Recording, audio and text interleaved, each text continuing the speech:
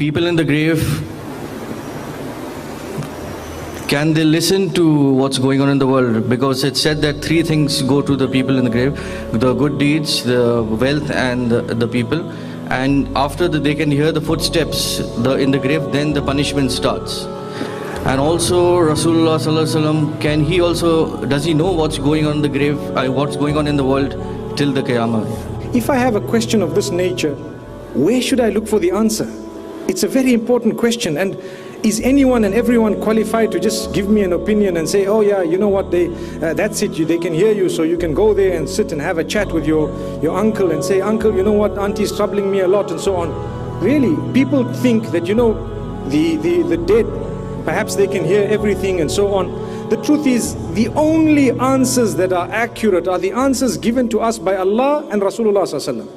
So as you correctly mentioned the hadith of the dead hearing the footsteps of those who have come to bury and so on, the truth is, we know that when a person dies, the functions, the worldly functions of these organs is complete and over.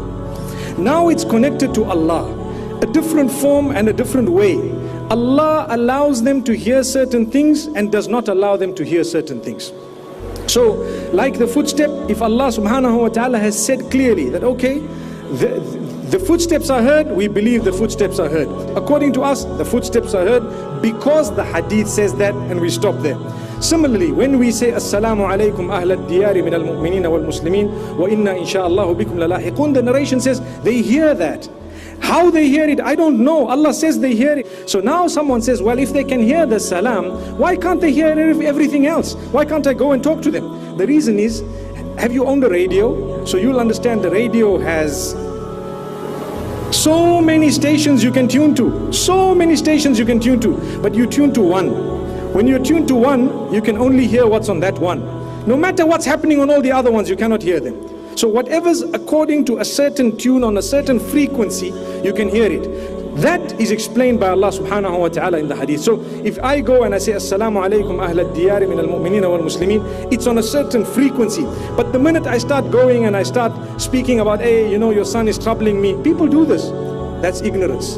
And people start asking questions to say, you know, I need help, and you know, I really need you to assist me, guide me, and so on. All that is disallowed.